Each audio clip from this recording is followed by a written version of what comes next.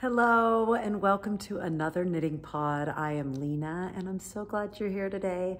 If you are new, thank you for joining me. If you're back, I'm hanging in there, y'all. It is Thursday, March 23rd, I believe. And yeah, it is a gloomy, doomy day here in Boulder, Colorado, which is unusual. We usually have a lot of sunshine, but it was very foggy and moody this morning, which honestly, sometimes I just love. It feels cozy and yeah. So here we are. I have all the lights in the house turned on so that hopefully the lighting is okay. How are you? How has your week been? Is March flying by as fast for you as it is for me? Oh my gosh. I know I say this every episode, but I just don't understand how time goes by so quickly. And yeah, let's get into it. Let's do the knitting stuff and then we'll do the life stuff at the end. But before I start, I always forget to remind y'all to go subscribe to me on Instagram.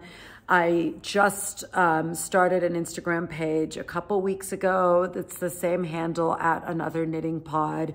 For my birthday, which is at the end of this month, I am going to pick one of you and send you a fun gift. As long as you subscribe here, subscribe there, and leave me a message saying what your favorite knitting pattern is of all time, or crochet if that is your favorite pattern. I just am dying to know.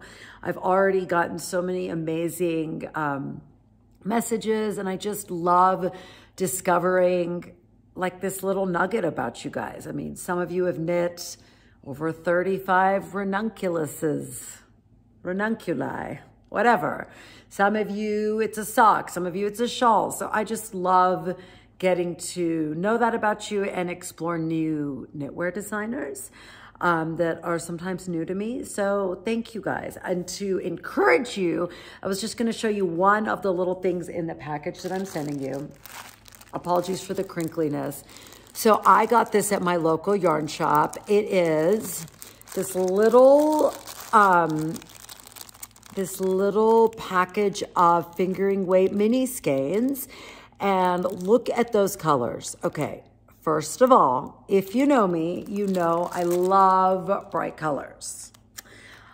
But when someone can get neutrals or browns right, they are amazing. And when I saw this, I thought, number one, the colors are stunning, like funky and cool. And they remind me of coffee, which is my second favorite beverage next to champagne. And number two, what's so cool is this is a local dyer here in, I believe this person is in Longmont, Colorado, but she dyes up her skeins based on different shelter dogs, which just, oh my gosh, like I can't even say how much like emotionality that brings out to me, but like all the ones, these skeins are inspired by each of these dogs.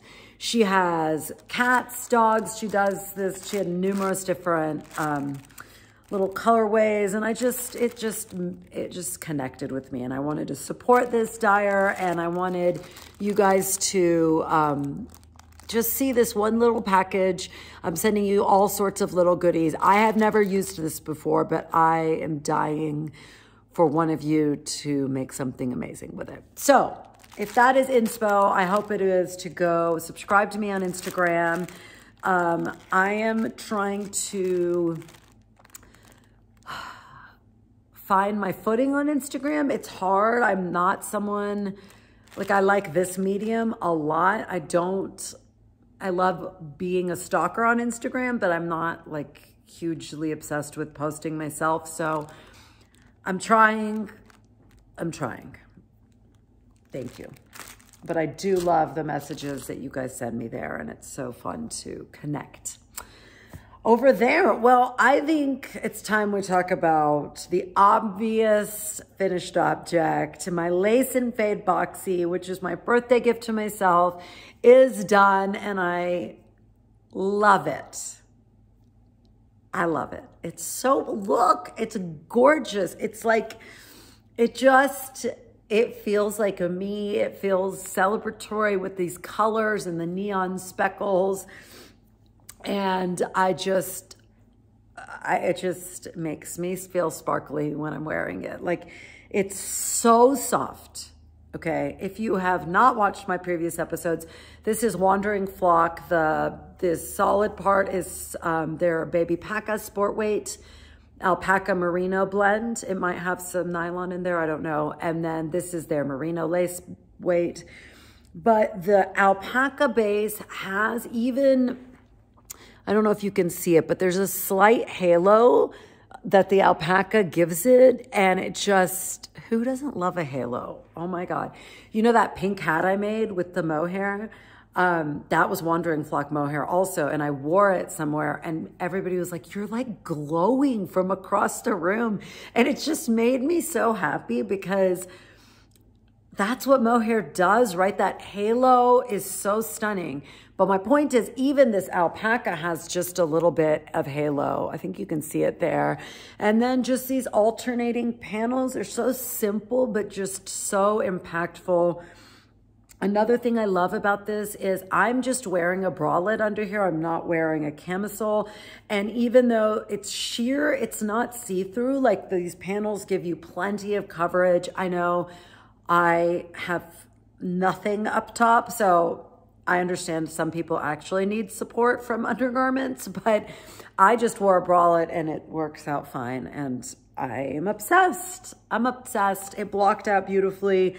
The only stupid mistake I made was I forgot to, so when you're doing the little baby sleeves, first of all, these babies fly off the needles. I mean, you could finish these tiny sleeves in an hour, maybe more, I don't know, but not much more. But then the ribbing, you have to go down a needle size. And then when I went to the other side, some time had passed and I forgot that I had changed my needles to the 3.25. And so one of my sleeves is knit in the smaller needle and it's fine.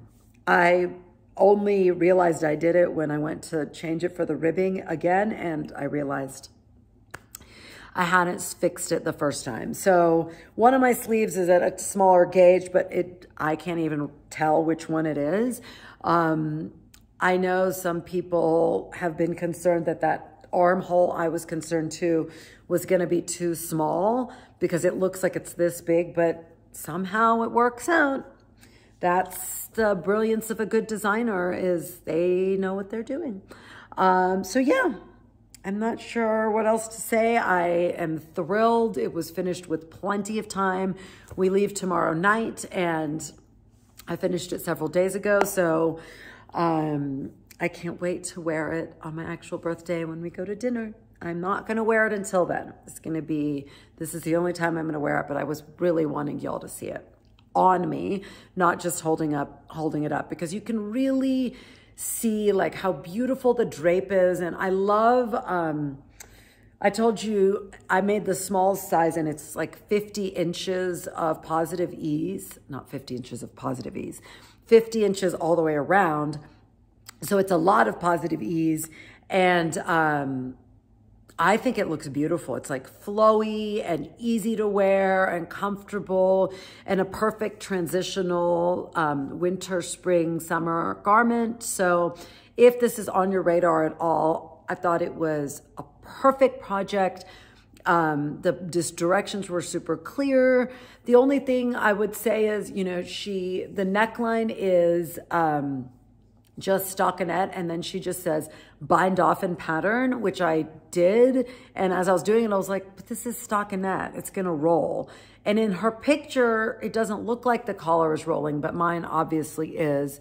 But I stand by my notion that that kind of looks like an I-cord cheat. So it doesn't bother me that this neckline is rolling. If it's gonna bother you, make sure you do a different kind of bind off. I think actually, well, no, if you did ribbing right here, it might kind of distract from the lace that comes all the way up. So I don't know. Y'all can figure out what bind off would not roll. but there you go. It's a beautiful piece. I'm thrilled with it. There's just nothing better than finishing a garment and just having it turn out spot on perfect. And I am 2 for 2. My last projects, my ranunculus and then this. I mean, would I reknit this? Probably not in the way I would reknit the ranunculus. And I don't know why that is. I think it's because the ranunculus gives you so much flexibility that you could use a different type of yarn and get a completely different look where there's no, like, this is the garment. But it flew by. I think it only took me a month or maybe less. And I was knitting my son's hat and stuff like that at the same time. So super quick project. Okay, enough about that. What else? So you guys were 100% unanimous that knitting with mohair is totally fine no matter the season. And I was just thrilled by that response because you know how I always say, like, don't get caught up in the little imperfections and, like, you know, these are not machine-made pieces. Like, the humanity in them is so beautiful. And it's almost like, why did I ever hesitate about the mohair? It doesn't really make any sense. You should, of course, knit what you want when you want. And somebody from Wisconsin, I think I might have even wrote her name down. Who? Oh, shoot. I don't know who it is. I thought I wrote it down. No, I didn't. Sorry. Anyway, a lovely viewer in Wisconsin messaged that, you know, they obviously get freezing cold weather there, but also in the summer, like when you wear mohair, it insulates, like it keeps you cool too. And also, most of the time when we make a mohair garment, there's a bit of a looser gauge, so it's a breathable fabric. So in the winter, it keeps you warm. In the summer, it kind of cools you off. So absolutely, totally convinced that I can knit mohair with confidence in the summer. And I'm thrilled. I am thrilled about that. Now, the reason I was talking about this in the last episode was because I found this new designer, new to me, not new, Refined Knitwear. Her fungus sweater took my breath away. And I was just like, yes, I need to do that right now. And right now I'm trying to still resist, not because of the mohair issue, but because I would have to buy a lot of new yarn for that project. Excuse me.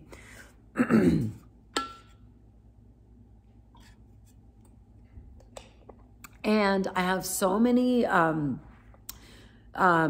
kind of set sweater quantities of yarn set aside right now for projects that I really wanted to complete 1 or 2 of them before I start that fungus sweater. And because now that we've decided as a community that it's totally not insane to knit with mohair in the summer, I'm not worried about if I started in May or June.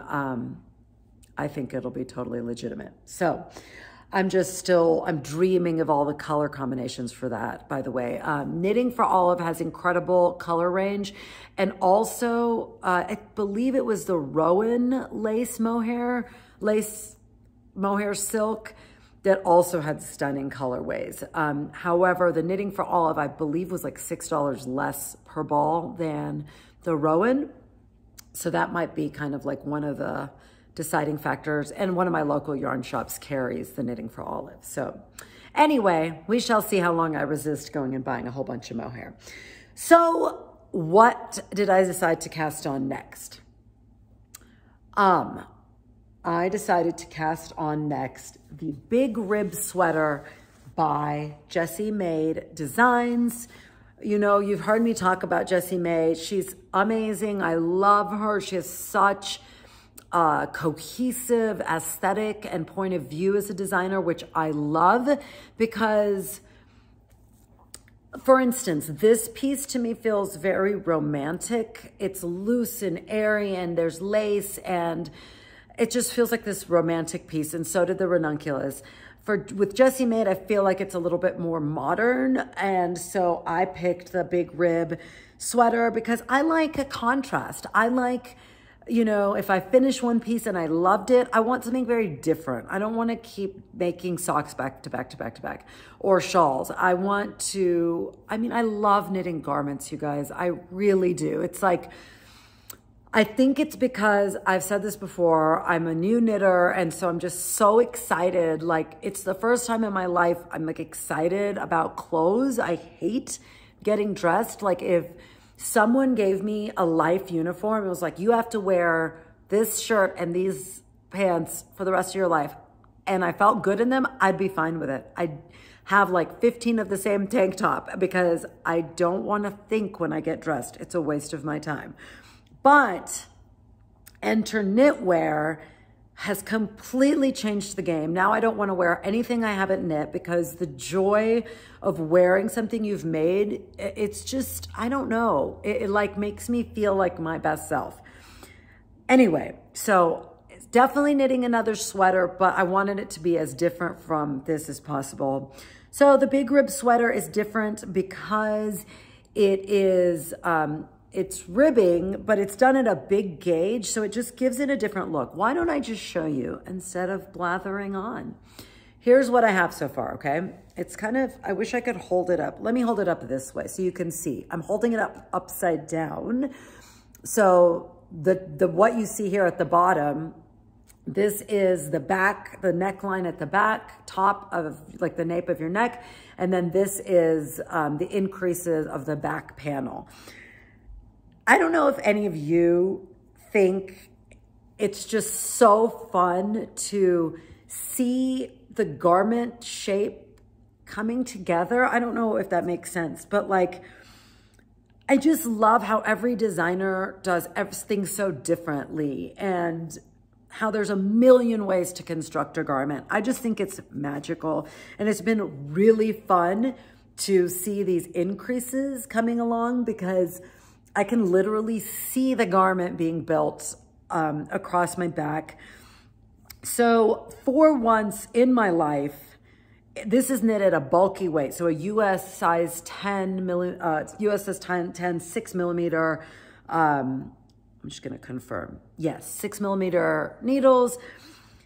And for once, I did not get gauge. I am using the Melted Baby Suri Alpaca base. It's making my nose itch. The floof by Ching Fibers, one of my favorite bases.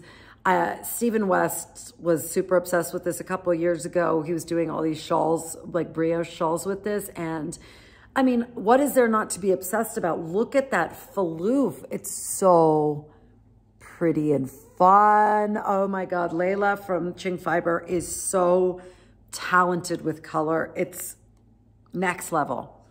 She is one of my favorite yarn dyers.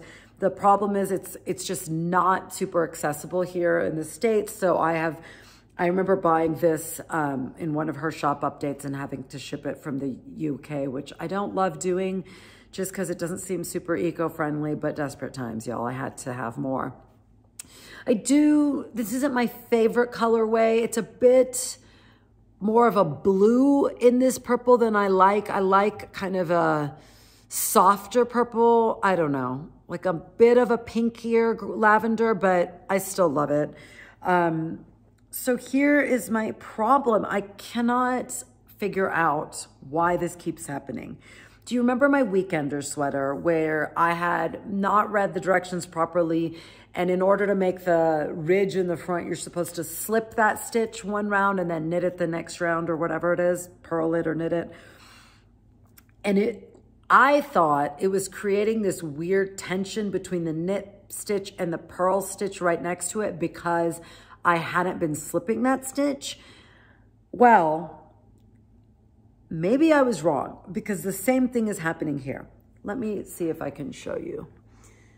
I don't know if you can see that there's a tension difference. There's something about, so it's 4 knits, 4 purls. There's something about bringing the yarn to the front after that last knit stitch that creates this weird, I don't think the camera's picking it up well, but it creates this weird tension, and it's making the fabric look sloppy, and it's pissing me off. I am not happy. And so then I remembered in Andrea Mowry, one of her podcasts, she had talked about a solution for rowing out. And if you've never heard of that term, rowing out, it just means like if you're knitting stockinette back and forth, so you're knitting one way and on the wrong side, you're purling, sometimes it looks like the tension is off because the amount of yarn it takes to purl is different than the amount of yarn it takes to knit. So that's called rowing out. And if you've never seen it, you'll recognize it if you saw it. It just doesn't look even and smooth.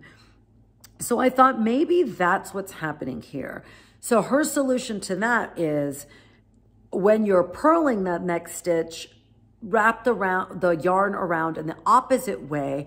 And then when you come back to that stitch on the other side, it'll be twisted and you just knit it through the back loop to resolve it.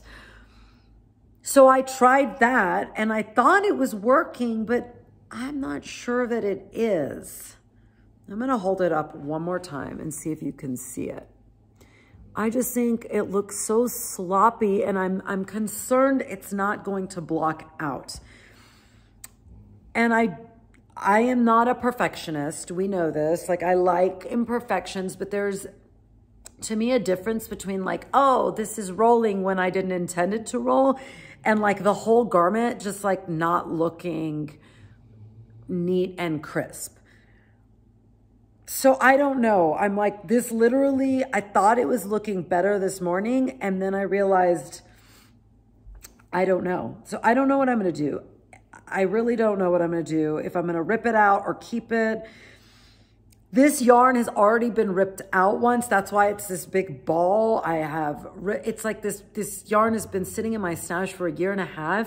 And I just really want it to tell me what it wants to be. Like, I believe that each, like, yarn has vibrational energy, and I love this yarn and I want to make it, you know, I want to make it what it wants to be and what I will love. And I do, I'm looking at it now. And if you look at these, the bottom where I was doing Andrea Mowry's technique, it does look cleaner. I don't know if you can see. It's so hard to see on camera and I can't see what you're seeing. So anyway, I think I'm being really annoying right now with holding this up and down, but I'm going to stop.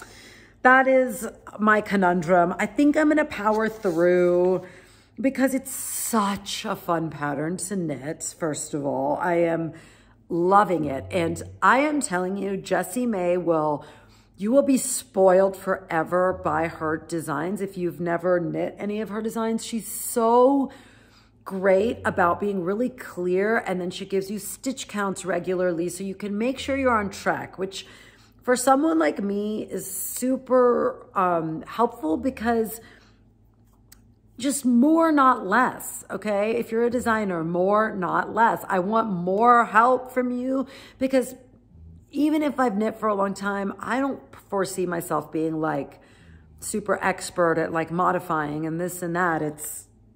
It's very helpful when patterns are thorough and complete. And I forgot what I was saying about the gauge. Was I was off on my gauge, and for once I had too many stitches. So that would mean, like, normally I knit very loosely, but I guess this yarn is lighter than the one she had used. But my friend Sharon, who's brilliant and saves my knitting life on the reg, helped me figure out how to know which size to make.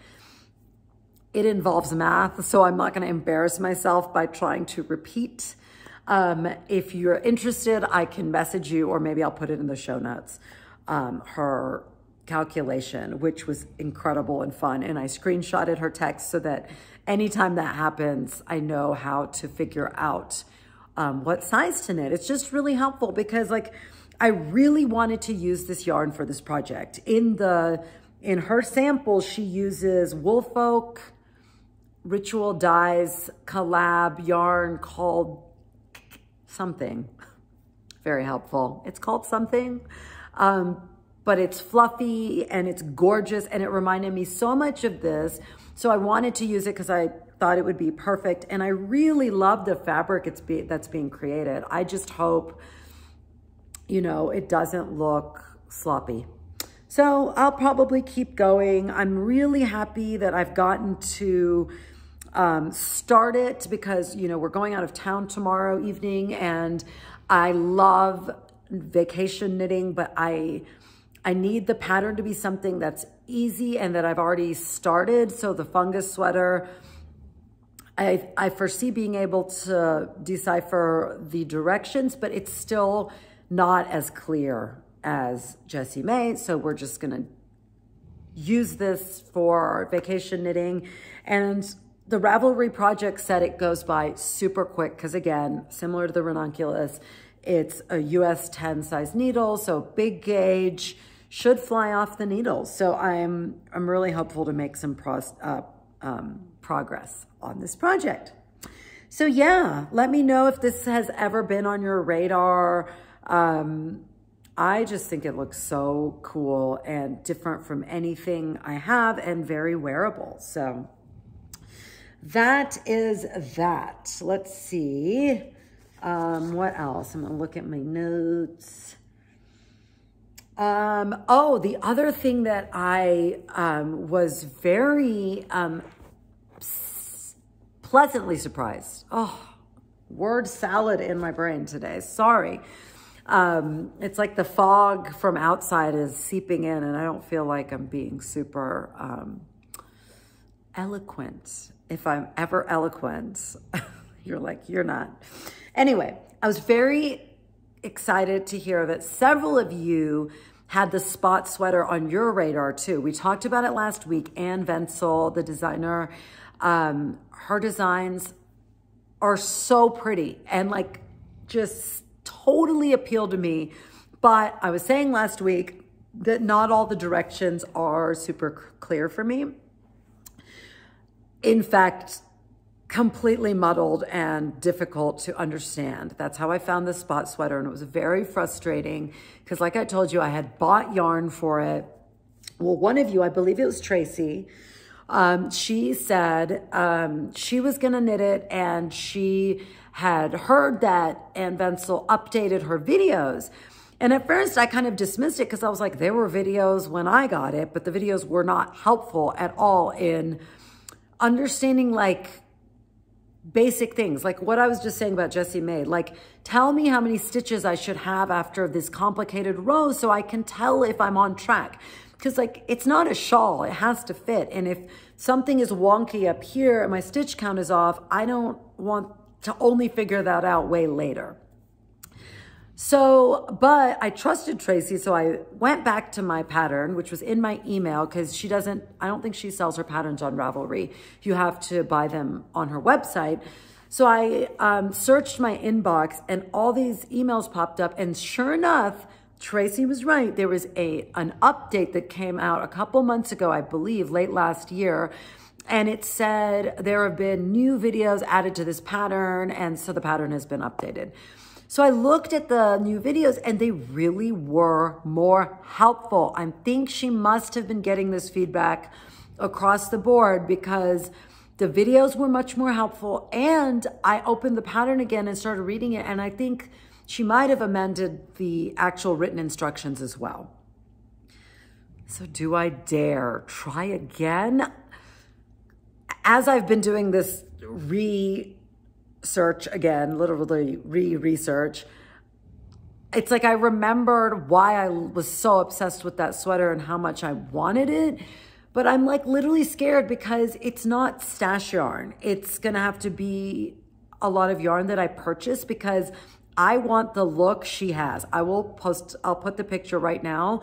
I'm obsessed with this one. I honestly think I would try to recreate this exact color scheme she has because it just is stunning. Those peaches and the way she has melded the colors, it's glorious, but it's a lot of yarn held double and triple, and I don't have any stash mohair in that orange peach color, so it would be an investment, and I do not want the same thing to happen where I buy a yarn, I go down that path, and then it's a fail. So I don't quite know what I'm gonna do. I might try to make a swatch with leftover yarn and just see how it goes.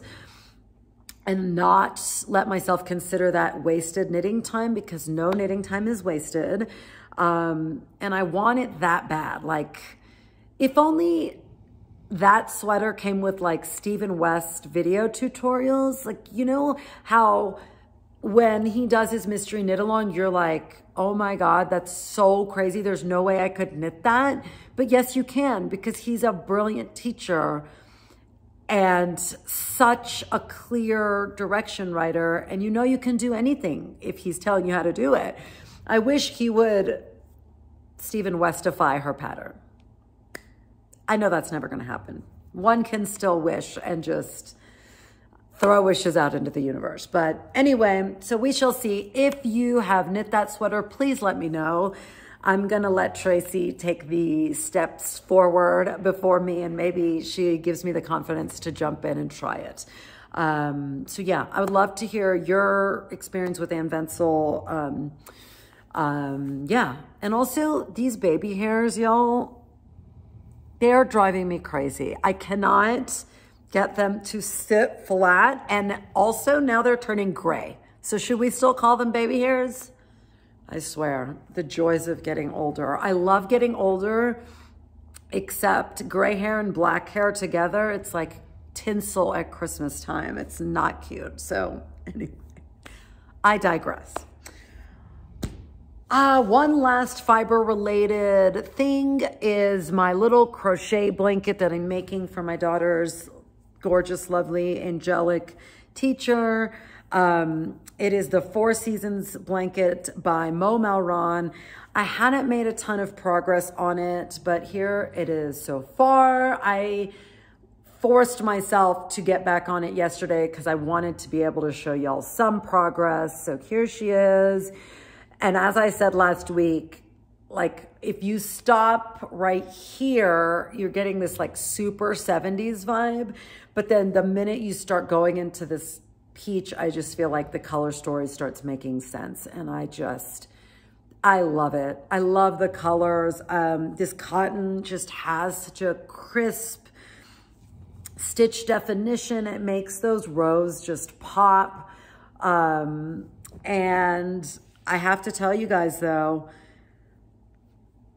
crochet is not the love language of my soul. It's just not. Like, I have to make myself pick up my crochet hook, and my heart is like longing to go pick up my needles. It's so funny. Why? I mean, like, I don't understand that. Like, to me, crochet is so much easier than knitting. All you are managing is one live stitch. If you messed up, you can rip back.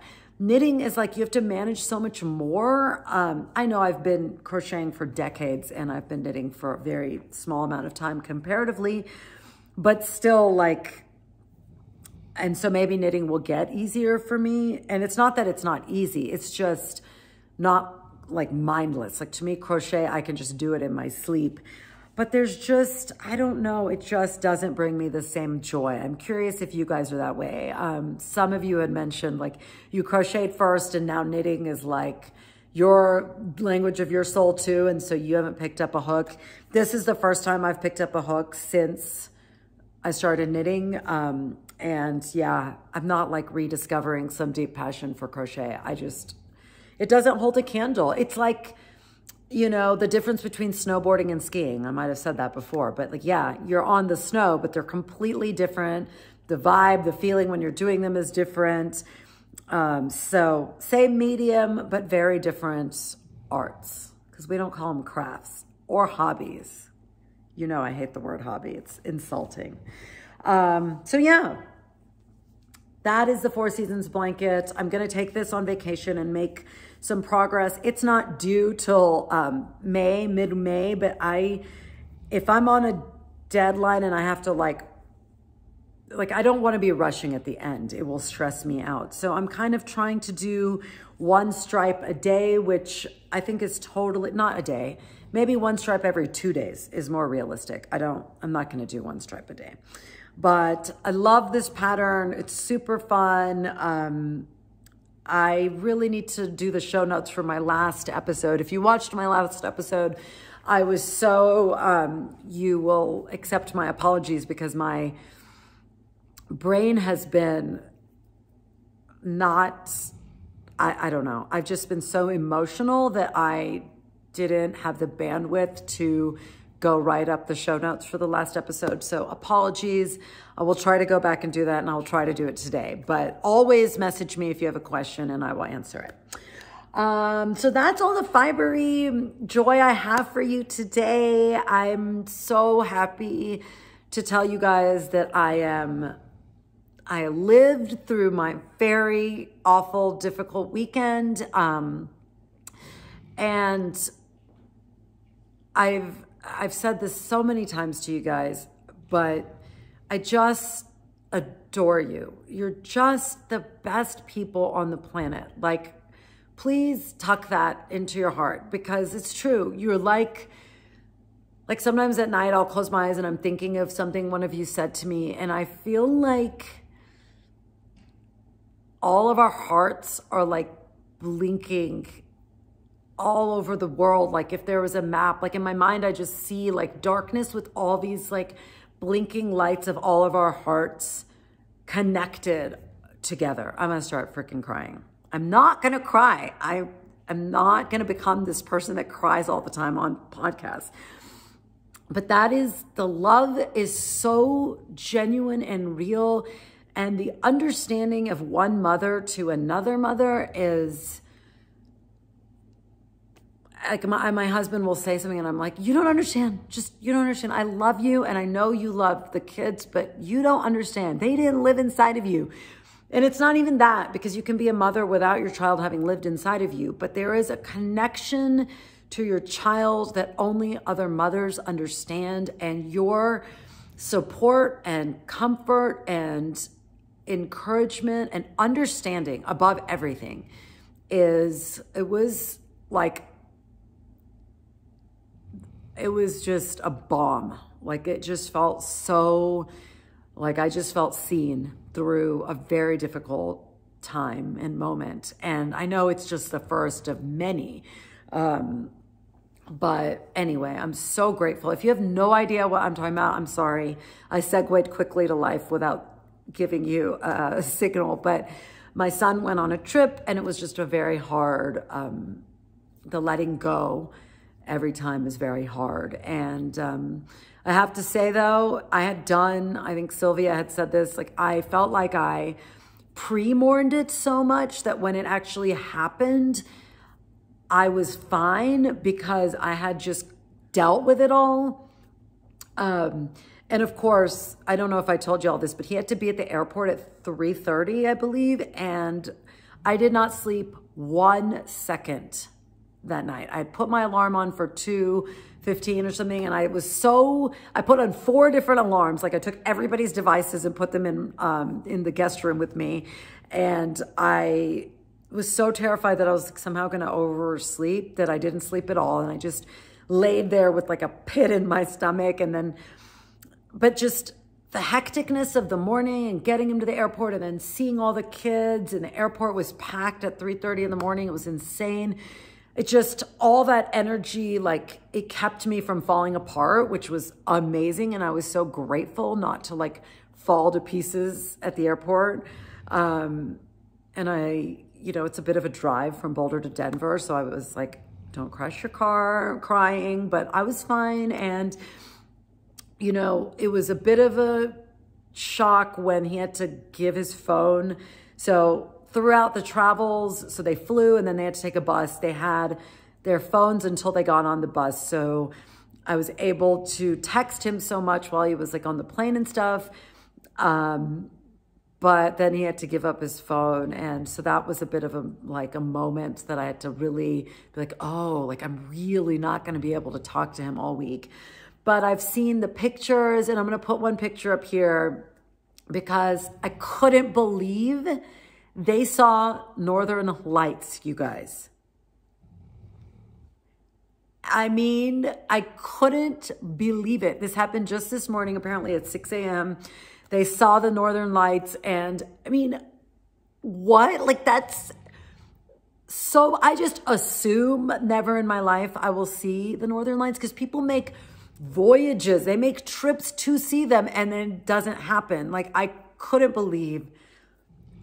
And my husband, who is such a doll, was like, it's like he's going to look up into the sky and think, oh my God, my mom is loving me. And I just thought like, oh my God, it's so true, because the colors in this picture, I'll pop it up, are my colors. It's stunning. And I hope he thinks of me when he sees them, because I would just be squealing with delight. And I'm squealing with delight just knowing he got to witness that beauty and this once in a lifetime experience, and just the awe that nature in those moments inspires is just, it's an irreplaceable experience. And I'm thrilled. It's been worth all the heartbreak, truly through and through worth all the heartbreak, because I was saying this to him in the car on our way to the airport, just like,